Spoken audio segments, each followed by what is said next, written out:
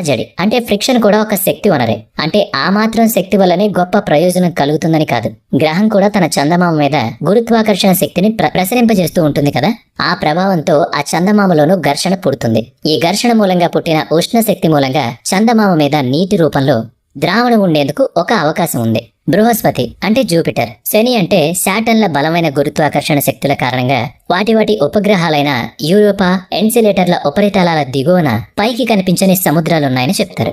అంటే ఈ లెక్కన రోగ్ ప్లానెట్స్ పై మానవ ఆవాసానికి వీలుండకపోవచ్చు గాని నీరు లేదా మరో మూలకమేదో ద్రవరూప సంయోగ పదార్థంగా ఉండొచ్చు. పోనీ గ్రహం మీద లేకపోయినా దాని చందమామ మీద ఉండేందుకు మాత్రం ఎక్కువ అవకాశమే ఉంది. ఎందుకులా ఆలోచిస్తున్నామంటే మనిషికి నీరు ప్రాణాధారం అని చిన్నప్పటి నుంచి వింటూనే ఉన్నాం కనుక. ఈ లెక్కన రోగ్ ప్లానెట్ మీద జీవం ఉనికి కోసం ప్రయత్నిస్తున్నామంటే అక్కడ ఆ జీవికి ఆహారంగా ఉన్నటువంటి పదార్థం ఏదో ఉండాలి కదా. అదేంటో కూడా తెలుసుకోవాలి. మన భూమికైతే శక్తి వనరు సూర్యుడు.